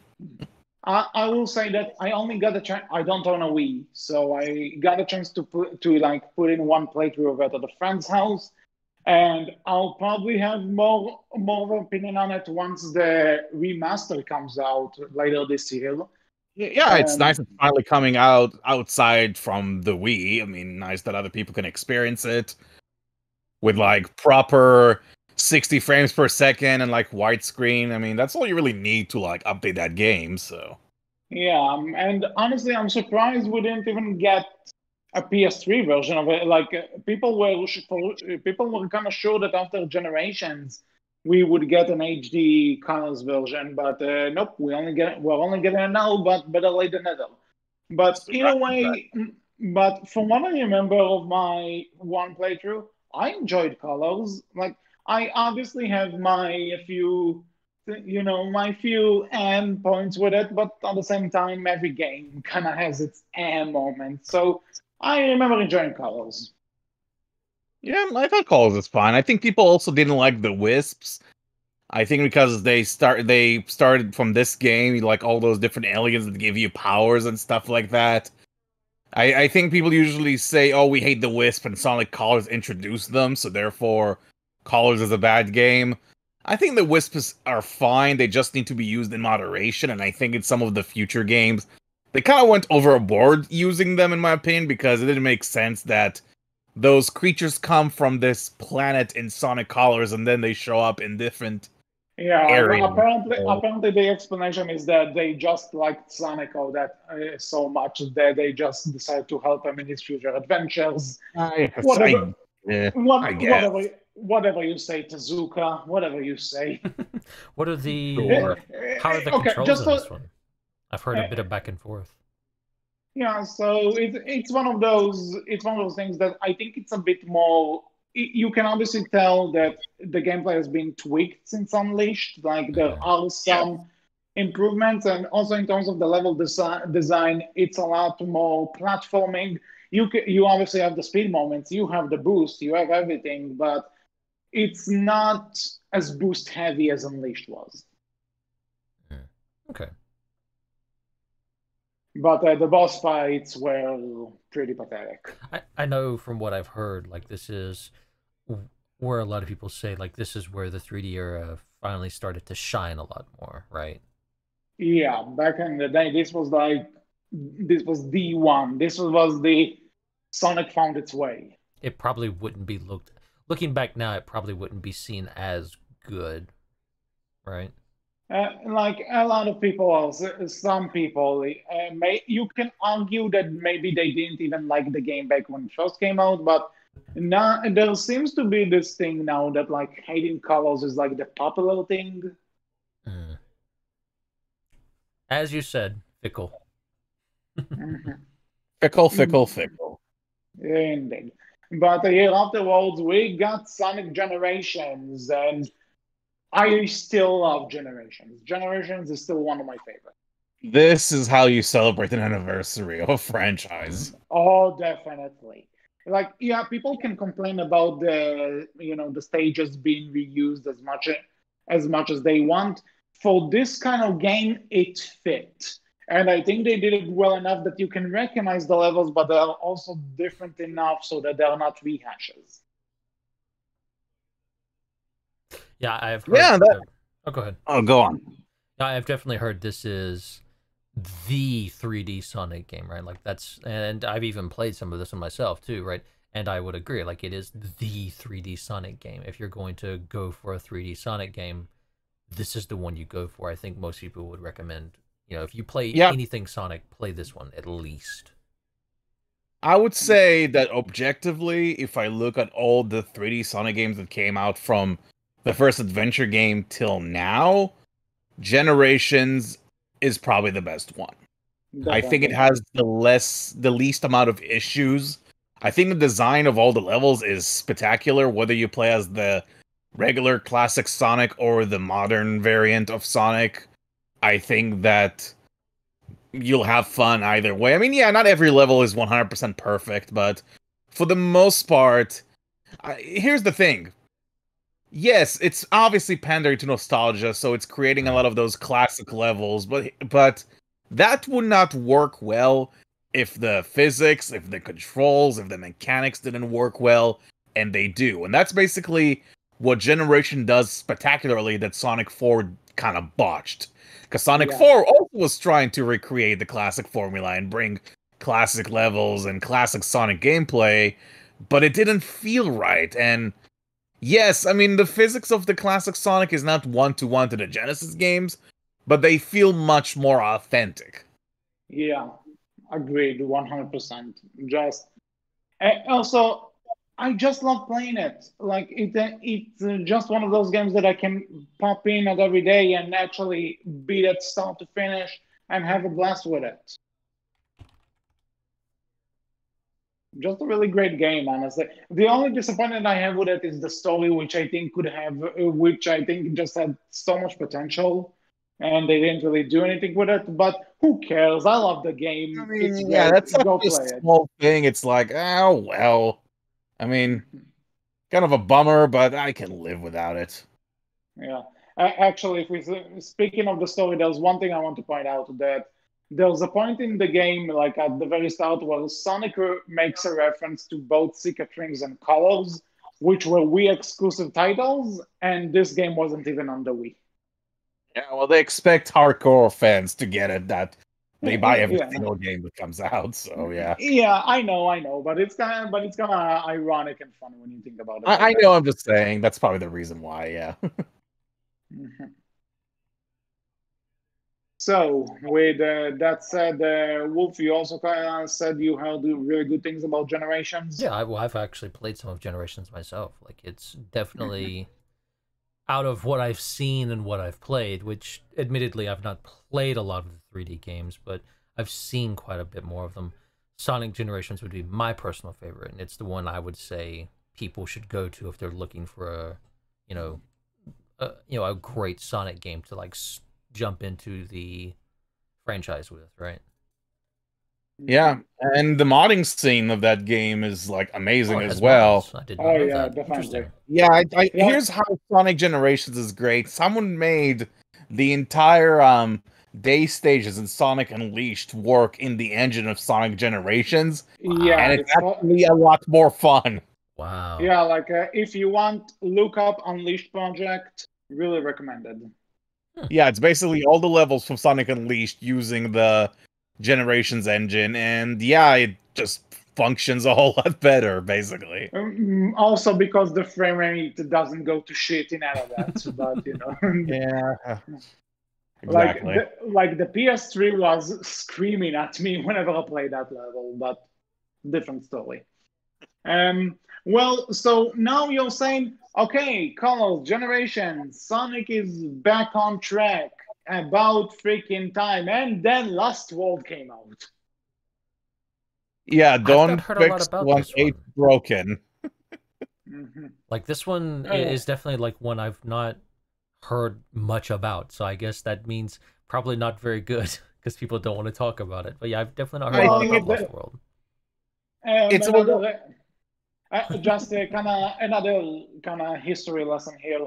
Lost World was part of a deal Sega had of making 3 exclusive Sonic games for the Wii U Oh for yeah, whatever I remember reason. that. So, and if I don't think you need to be a video game expert for me to tell you the Wii U wasn't that much of a success. That's probably the reason why you didn't hear much about Sonic Lost World, because it originally was just on the Wii U, and it's on let's be Steam frank, now, but it's on Steam now, which is funny looking back at it, but yeah, it was on the Wii U, yeah. But I will say this, at least the Wii U version does have some exclusive Nintendo levels, like there's an actual Yoshi and Zelda level in the Sonic, Zelda one, the Zelda one is actually pretty badass. And so, also, when you think about it, Sonic Lost World is the first game to have an HD model of Link, which is kind of sad. Yeah, when you think about it, that's actually kind of true. I mean, honestly, the weird thing about Lost World is that I actually do like the 3D stages of Lost World. I think they kind of remind me of Mario Galaxy when you were going on those like spherical or tubular worlds. I'm not saying tubular like the slang, tubular like in the shape of a tube. I know what you mean. I know. I'm just telling it to Wolf because he doesn't know. Yeah, but no, he's from the time where tubular was actually a slang. But anyways, but the point is that like the whole like gravity aspect of the platforming and some of the things you got to do in 3D, I thought that worked really well. Even if the parkour system they introduced was kind of shoddy, like the parkour idea is great. It just takes a long time to understand how it works in game. The problem is that for me, the problem is the 2D levels. It just didn't really work well because the whole concept of the game is that in order for you to run, you have to hold a button to run. And I get what they did in the 3D stages because it's hard for you to gauge distance in a 3D space. So if you can control how fast you move in a 3D space, if you want to control your jump, that makes a lot of sense. But in a 2D space where you can clearly see where you're supposed to go to, it feels weird you have to hold on a button the whole time. So that kind of felt clunky. Yeah. So to me, when I actually got to play it on Steam, Lost World is. I don't think I've ever had such an 180 on a game as I was playing it, because I played the first two worlds and I'm like, okay, it's not Generations, but it's a fun game. I'm having fun, and then from World 3 and all the way until the end of the game, I'm like, I want to grab each one of those level designers by their neck and strangle them. That how did this even happen? I remember this game now. This is the one with the bug where you could pause it if you were playing on the Wii U gamepad and like infinitely jump. That's right. No, that's Boom. That's Boom. That's Sonic Boom, yeah. One of the two. Never mind, I don't remember this game. I take it back. Potato, tomatoes.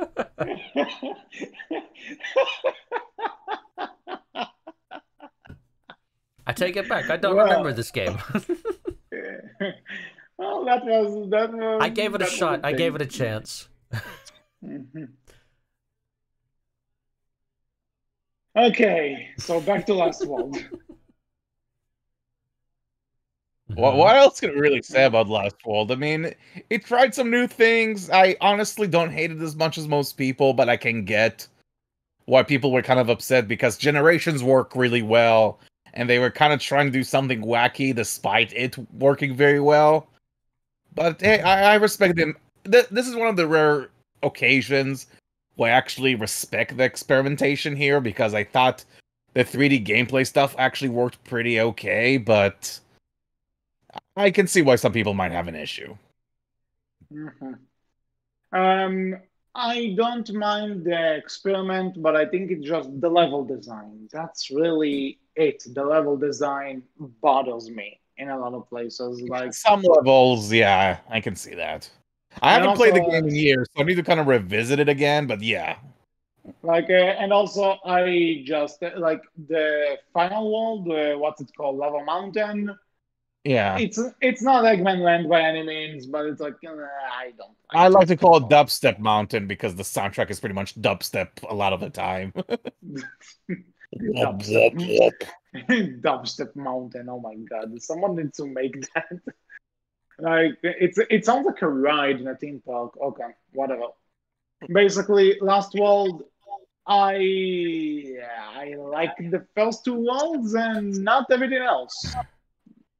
Fair enough. Yeah, so this is like a reverse Unleash where I like Lost World more than you do. Yeah, I suppose so. So moving on after this, before we jump straight into Sonic Forces, it's worth pointing out, right? Like, this is, at least for the mainline games, I know a few side games came out during this time, but this was one of the first times where, if you look back at the release dates and everything, where there was a general drought of Sonic games. Like, no Sonic game came out for about 4 or 5 years. Ignoring side games. Yeah, like, I mean, because after this, there was just Boom, basically. Yeah. Yeah, that was like the Boom era of Sonic. I mean, we had something in we had like the Boom game and like a handheld equivalent in 2014. There was the handheld sequel in 2015. And funny enough, in 2016, which was the 25th anniversary, we actually really didn't have anything. I mean, besides announcements that we're gonna get stuff the year afterwards.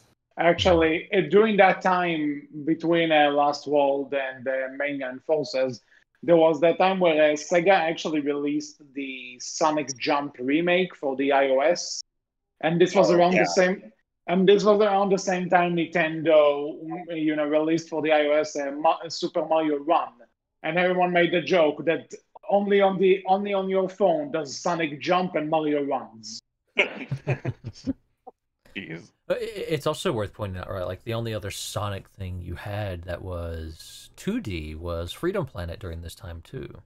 Oh yeah, Freedom Planet was true, that time, which was looked at very favorably, and again, like, was kind of the thing that leading into, Sonic Forces and Sonic Mania, since Sonic Mania came out like a month before Sonic Forces, right? That kind not a month, but a few months, but somewhere in there.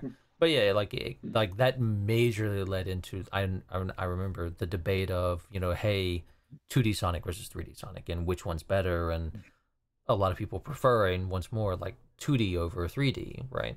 And again, like, I think, as you said before, it's very much your preference and just looking for a good game at the end of the day, which is absolutely fair. But it's always been interesting, like, the kind of journey, right, that Sonic has taken over the years. Yeah. Well, that's then. Speaking of, though, Sonic Mania. Yeah. A fan turned actual game. Yeah, for one, I'm really happy to see this kind of thing that fan developers who kind of made stuff on their own time actually got contacted to do a proper sequel to games people appreciate to this day. This is really awesome, and Mania is great. Mania is fantastic. Mm-hmm. Like, yeah, if you're a 2D Sonic fan, it's probably your favorite thing. It's not even just that it's like, oh, it's a 2D Sonic game. It's a 2D Sonic game that adheres to the Genesis design. It feels like something that could have been made, 20 years before, and it would actually fit very well, like, on a Sega Saturn or something like that. Mhm. But to me personally, it felt great that we have a Sonic game that was critically acclaimed. In a sense that if you've been a Sonic fan, especially like in the 15 or so years before, it's been really tough because people always gave you crap. It's like, oh, you like, Shadow the Hedgehog and Sonic 06. It's like, True. you're really, on this sinking ship that just keeps sinking further and further. That's And what Wolf told me throughout the entire first year we knew each other. But here's the thing, with Sonic Mania, not only that it was received well by fans, but even people who are not big into Sonic, like critics. We're talking about the critics earlier. It got like 8s and 9s, and that's really great for a franchise that usually doesn't do too hot. And yeah, and I'm happy about it. It makes me feel proud of saying, yes, I like Sonic games. I don't need to be like an ostrich and put my head in the sand. I can be proud of that, Sonic doesn't have to hide away anymore. And again, like, I completely understand that, right? Because again, like, for the longest time, Sonic's more, not so much as the fan outlook, but the more public outlook, right, was very grim, right? Like, the public outlook on Sonic was not very great, and it was mostly just memes. That's the only thing really people associated with Sonic, because Sonic was seen as pretty terrible. And again, not that it was terrible, but it was seen that way by kind of more casual folks, right? Yeah, I get the public outlook, as you said. Mm-hmm. And this changed that for a lot of people. Mm-hmm. Sonic isn't a thing that people point and laugh at anymore. We could do a video like this and not get laughed out the internet. The next game we're going to talk about is a point and laugh game. So yeah, but for all there is to say, Mania is great, and in my opinion, it even got better after the patches and the plus DLC. Just fantastic time, great game. Yeah, it's definitely something that rejuvenated my personal interest with Sonic, because I can definitely say that nowadays I'm still like Sonic the Hedgehog, but I'm not as big of a fan as I used to be. I wouldn't basically fight on the hill on every Sonic game back in the day like I used to. Like, what do you mean Sonic Adventure's a bad game? How dare you? Now I'm like, yeah, that's fine, I guess. I get where you're coming from. It's kind of guy, like, I don't care fighting anymore. Fair. But now with Mania, it feels good to actually enjoy the franchise and not be ashamed about it. And then Sonic Forces came out. No, but before Sonic, I just want to touch on one thing about Mania before we move on to Forces, is that people would still complain, oh, but Mania, 75% of Mania are old stages, and I'm like, okay, yeah, but they have new gimmicks and stuff in the levels that make them interesting, so who cares? The only thing I'll point out is that why Green Hill again? Why Chemical Plant again? Generations did those. Like Sonic 1 has other levels, people. Just saying. I mean, because people are... I don't know why Green Hill, yeah. Yeah, I mean, honestly, if it was Emerald Hill, it wouldn't be that different. We're like, oh, okay. Emerald Hill. Okay. But yeah, Sonic Forces happened. which by the way, I want to say what you want about Forces. Making Forces and Mania connect in terms of story isn't a bad idea on paper. On paper, let's emphasize that. The connected story, I did not know that. Interesting. So the thing is that in Sonic Mania, if you beat the game, like the regular game, with all the Chaos Emeralds, you get like the supersonic boss fight, and that ends with a cutscene that like Sonic is teleported away by the Phantom Ruby into Forces. That's the implication. And then Forces when he shows up through a portal to save Tails. Interesting. Nothing. That doesn't sound. That's bad. probably the nicest thing to say about it. Is interesting because anything but. And then Forces. It's like we talked earlier about. Bladeblur mentioned, the Unleashed Day stages being being autopilot. Sonic Forces is autopilot the game. Yep, I agree. Yep. It's like, yeah. And not only is it autopilot the game, it's like we talked earlier about how some levels are overstaying their welcome. Forces levels are like, hi, nice to meet you, and then they go away. Long time no see. Long time no see. I didn't see you at all. You didn't even begin. I mean, I even made a video on YouTube of like 20 minutes of how much of a missed potential the story of Forces was. Like, they could have done so much about what if Eggman actually won and took over the world. Like, they could have went so many different ways with that. Oh my god! Can we talk about this? That the game starts with okay, interesting idea. Sonic, what if as Sonic actually lost at some point, and then all we get is Sonic getting beaten up. He collapses, and then there's a text telling you with Sonic defeated. It's like, wait, what? Yep. Yeah. It's just poorly executed. I mean, I understand it's a story for kids. I'm not expecting drama, but at least in terms of visual storytelling, show, don't tell. And this is this was bad in terms of that. Oh my god. It's just mediocre. Yeah, I will say the avatar system, as much as people make fun of like, hey, now you can play as your OC, it was actually kind of fun creating an avatar and actually try to think of a backstory for it in your head. It was fun.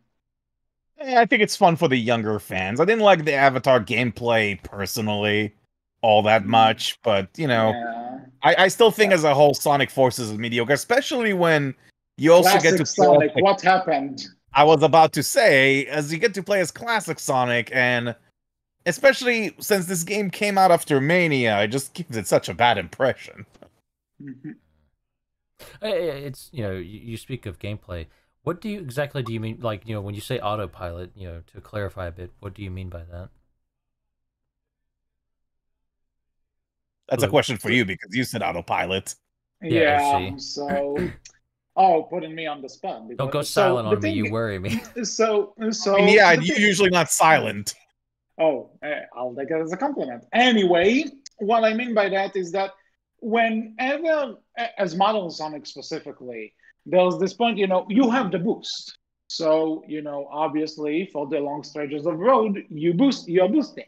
Mm-hmm. And the thing is, so you press the boost, and you just run and run and run, and there's no platforming, no jumping, no anything. And then there's one level near the end where you just, as you're boosting, you're hitting this ramp, which you see basically launches you all over a good platforming section of the level. And it's like, in order to get to that section, you have to stop, jump over the ramp without boosting, and basically kind of handicap yourself. But if you're playing the game with just, when first time, you don't know that, you're basically just running, and without even noticing, the game does the work for you. It's hard to explain right now without showing you footage, but it's one, and it's also one of those things that there's there are levels with basically just grinding or boosting, and then there's like a quick time event in the end of someone jumping through spaceships, and you're like, okay, cool, let's get to the level now, and then the level ends. Very fair. Yeah.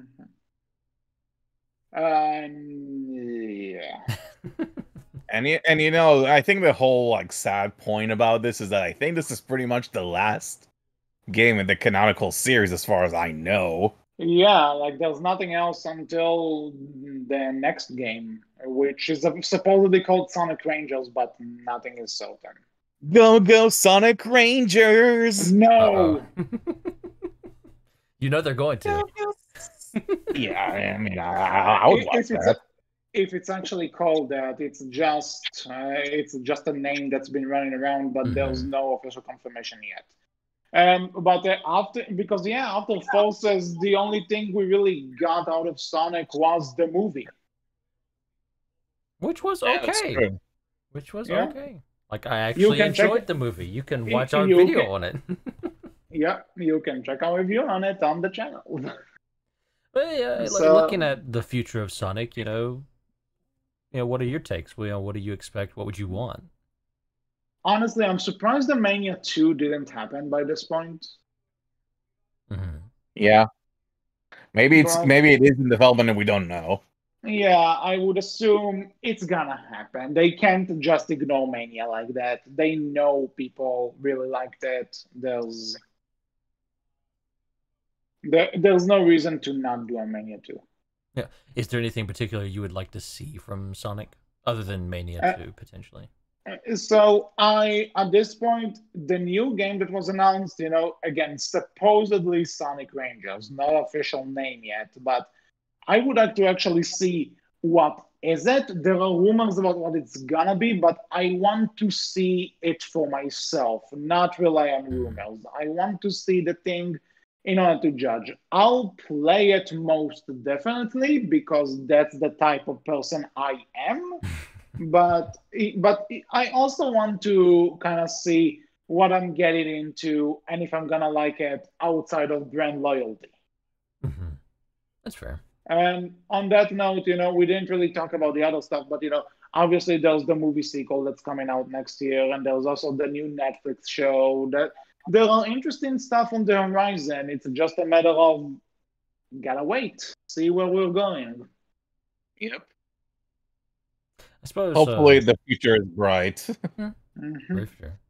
But throughout all the ups and downs and all around, Sonic is still here after 30 years. And say what you want about the quality of some of the games, there's a reason for this. I want to say.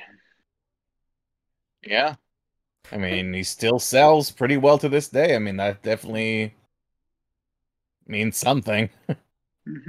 And And I want to believe that there's more of a reason besides loyalty that people put so much effort into fan projects, like the Sonic Shorts stuff, or memes, not just memes, but there are there are also the people who make a bunch of fan films, myself included, because one of my college projects was a Sonic fan film, basically. So I think all the fan remixes and stuff, and people are making fan games and fan proof of concept and stuff. There's a reason why people are getting so invested in this blue hedgehog, and I think, and say what you want about the quality, there's something that keeps us coming back. There's something about him that makes us want to just see what he's up to, and honestly, he's been my favorite character since I was 4, and I don't see that changing. He's still my favorite. I owe a lot to this guy. Yeah, I don't think if I didn't play Sonic games, I'll be as much into games as I am today. So I owe a lot to Sonic too. Not just in terms of the games I play or the fact that I play it, just also in terms of the type of person I am and the type of friends I got to know. I owe a lot of the skills and a lot of other stuff I developed, be it my art, my writing, doing this podcast. I owe a lot of that to Sonic. He shaped a lot of who I am today. And say what you want about him, you can't take that away from me. That explains so much. Yeah, I know. I'm joking, but yeah, no, he's very much an iconic character for a reason, right? The same as Mario, the same as Pokemon, right? Like these are icons. These are a part of culture for a reason, right? And I don't think you're going to see them disappear anytime soon. No. Yeah. I guess with that said, a final question for the two of you. Yes. Yes. Favorite overall Sonic game? We said 3 Knuckles. Yep. Same here. Yeah. Three Okay. Knuckles for sure. Fair. All right then. It's very simple answer. Yeah, Very and fair. honestly, I know we are kind of obvious here because we are picking one of the famous top 3, but which is 2, 3 Knuckles or Adventure 2. So, Hey, it's there for a reason. Mm-hmm. So very Indeed. fair. So I guess for just to close that gap, I gotta ask Bladeblur, favorite Sonic voice actor. Probably Ryan Drummond. I really like Ryan Drummond too, but Roger Craig is my personal. Come at me, haters. I'm ready for ya. Wait, which one did you say? Roger Craig Smith. Yeah, he's fine. I like him. Mm-hmm. And also, actually, fun fact, I once uploaded a Sonic fan dub onto YouTube, and someone commented I sound like Jaleel White, and I'm like, really? Huh? None of you see it. Okay, good. I'm not crazy. Well, But I mean, I didn't see the comment, so I don't know. Anyway, with that being said, I think that's it for this episode of the Outcast. We hope you enjoyed it. What are your thoughts about Sonic the Hedgehog and the mainline series games? Are you a Sonic fan? Are you not? Excited that the blue guy is turning 30? You can tell us all about it in the comment section below on our Twitter, which is Berkcast with a capital B, capital C. And on our Tumblr, which is Berkcast Team. Bladeblur, thank you for coming. And where can people find you? Best place would be Twitter at Bladeblur. Mm-hmm. And you also have a YouTube channel, which you might want to plug. Yeah, I mean, yeah, sure, it's Bladeblur as well. Pretty much, Google Bladeblur, you'll find me. Okay. So you can find him on Google. That's what he's saying. And pretty much. So with that said, we hope you all had a great time, and we'll see you all next time. Take care. See ya. Bye-bye.